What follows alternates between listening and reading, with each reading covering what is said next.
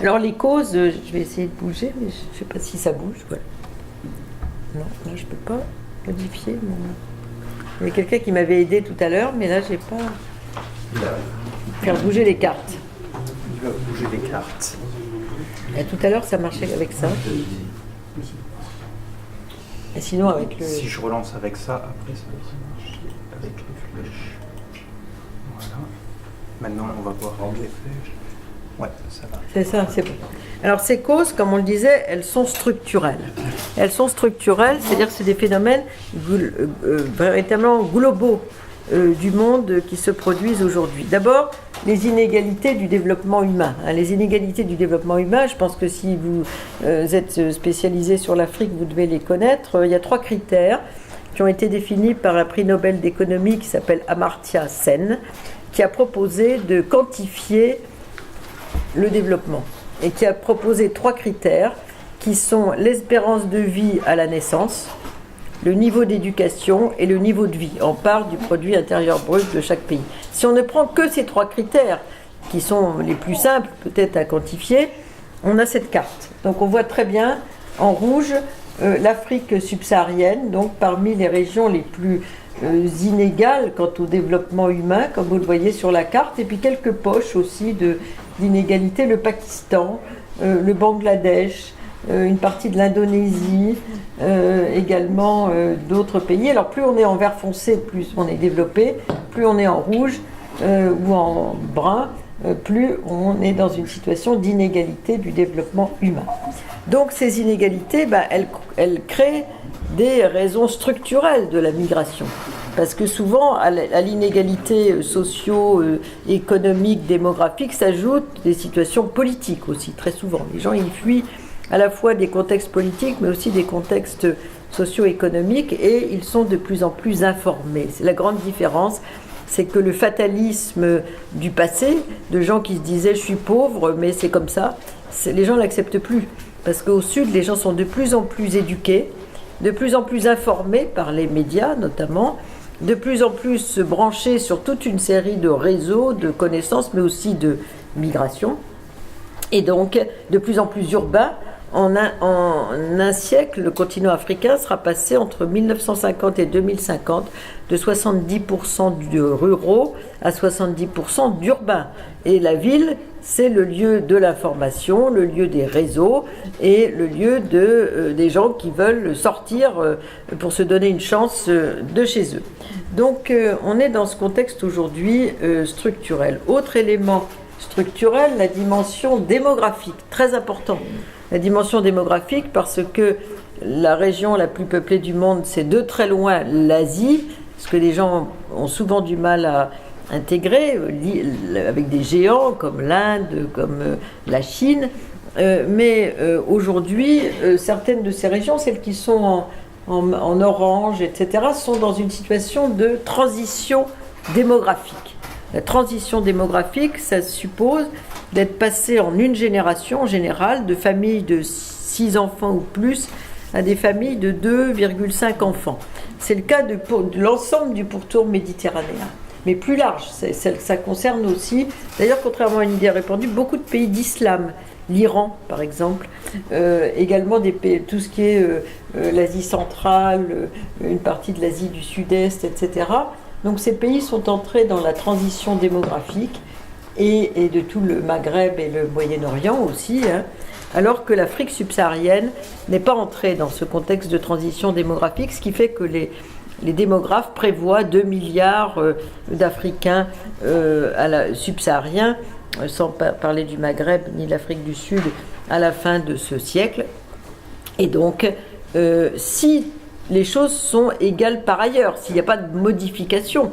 Mais par exemple, le pourtour méditerranéen, j'ai des collègues démographes qui ont travaillé là-dessus, disent que le Maghreb, par exemple, en une génération, donc c'est très rapide, sont entrés dans ces politiques de planning familial et de transition démographique. Et donc on a eu une transition très rapide, finalement, dans tous ces pays au tournant de ces 20 dernières années, 30 dernières années, mais c'est vrai aussi pour le Pakistan, c'est vrai aussi pour le Bangladesh, etc., qui sont plus parmi les pays qui ont les plus fortes croissance démographique. Donc la situation démographique est très importante parce que d'un côté, on a des pays, pour caricaturer, riches et vieux, et de l'autre côté, on a des pays pauvres et jeunes.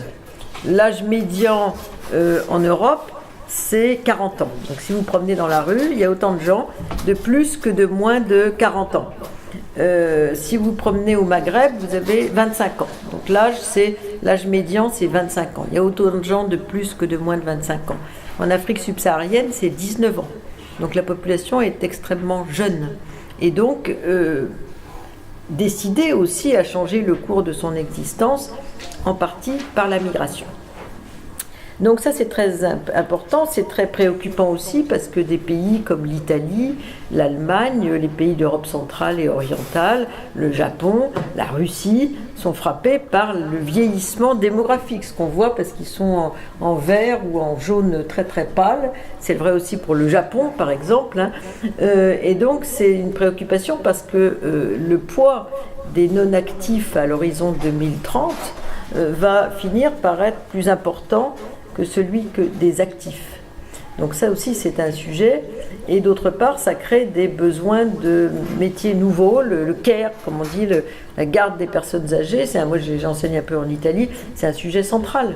Hein. Qui va garder les personnes âgées? Ils en ont beaucoup.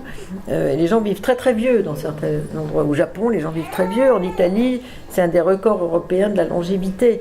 Donc là aussi, c'est un vrai sujet pour les économies, mais aussi pour le mode de vie et pour la migration, parce que ça crée un besoin migratoire précis.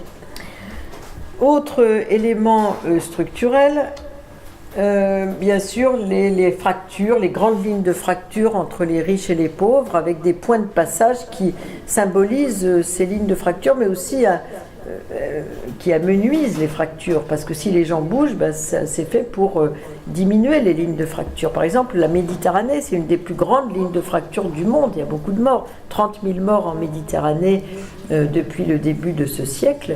Seulement, tous les ans, on a des milliers de morts, 3 000 morts en Méditerranée environ chaque année. La Méditerranée, c'est des inégalités, bien sûr, en termes de richesse et de pauvreté, mais aussi des inégalités en termes de conditions socio-économiques précises, mais aussi des inégalités en termes de démocratie d'un côté et de l'autre des régimes autoritaires ou en crise, etc. Donc ces inégalités, elles sont le statut de la femme, etc. Toute une série de la scolarisation d'un certain nombre d'enfants, toute une série d'inégalités qui créent le désir d'atténuer ces inégalités par la migration.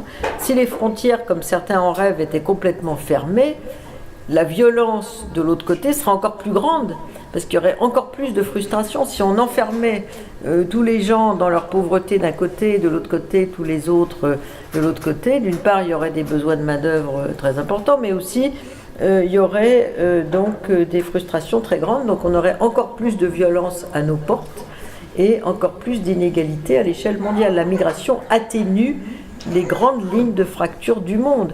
La frontière aussi entre le Mexique et les États-Unis, qui est d'ailleurs aussi une frontière entre le Mexique et les pays d'Amérique centrale aujourd'hui. La frontière entre l'Europe de l'Union européenne et l'Est, où il y a beaucoup de fractures aussi économiques, notamment entre les pays riches d'Asie et les pays pauvres d'Asie. C'est des lignes de fracture qu'on voit d'ailleurs en couleur, entre le Japon, la Corée du Sud et puis la Chine, ou entre les Philippines par exemple et Singapour, entre l'Australie et l'Indonésie, etc. On a des très grandes, entre les pays du Golfe et puis les voisins du pourtour méditerranéen, comme l'Égypte, le Soudan, qui sont parmi les plus pauvres, etc. On a des lignes de fracture très importantes. Et en général, quand on a des lignes de fracture, on a des migrations, parce que les hommes et les femmes sont des gens rationnels, et même s'ils n'ont pas le droit de circuler, ils le font quand même, parce que c'est une façon de sortir de ce fatalisme dramatique. Autre élément structurel, on a l'inégalité du droit de bouger. C'est une des plus grandes inégalités du monde aujourd'hui. On a parlé de la pauvreté, de la démographie, mais là aussi, le droit de circuler et d'avoir un visa. Nous, on a de la chance comme Européens, puisqu'on peut circuler, comme on le voit sur la carte, dans 173 ou 174 pays dans le monde pour 3 mois sans visa. C'est un luxe absolu. C'est vrai aussi pour les Américains, les Canadiens et beaucoup des Australiens, tous les pays qui ne constituent pas ce qu'on appelle un risque migratoire. Donc on peut circuler facilement et même on est sollicité parce qu'on a des offres. Moi je disais, là j'ai reçu plein de mails pendant l'été, des offres de voyage, pas seulement professionnelles où je vais, mais d'autres où je ne vais pas, mais des offres de voyage dans le monde entier parce il faut solliciter le touriste qui circule et qui peut circuler facilement parce qu'il y a des tas de pays pour lesquels on n'a pas besoin de fournir des visas. Donc il y a des gens qui, quelle que soit la destination qu'ils se proposent, sont obligés de fournir un visa. Par exemple, si vous êtes soudanais, si vous êtes afghan, si vous êtes érythréen, etc., vous constituez un risque migratoire selon la définition des pays d'accueil total. Donc il y a une hiérarchie. Vous voyez, les Russes, par exemple, ils peuvent circuler dans 92 pays.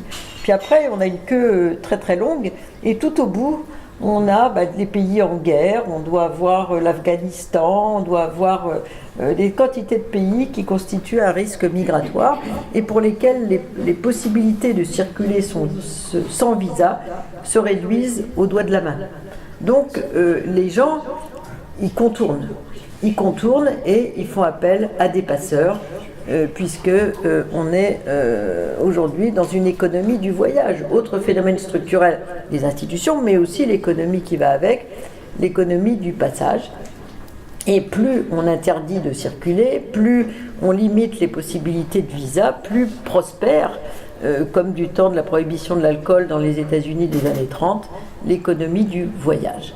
Donc on a échoué en Europe et ailleurs, d'ailleurs aussi, à développer cette stratégie de dissuasion. Maintenant, on a 25 ans de stratégie de dissuasion et on peut dire que c'est un échec. Les gens contournent de toute façon et ça fait prospérer les passeurs. Donc ça, c'est le résultat également structurel de ce système de visa qui parfois n'a aucune utilité. Je peux vous le dire, on a des exemples, par exemple la Russie. La Russie veut accueillir des Européens de l'Ouest. Mais comme l'Europe a refusé de supprimer pour les Russes les visas, la Russie a demandé la réciprocité et donc on a, pour notre économie ce serait tout à fait intéressant d'avoir plus de touristes russes ou des gens qui s'installent.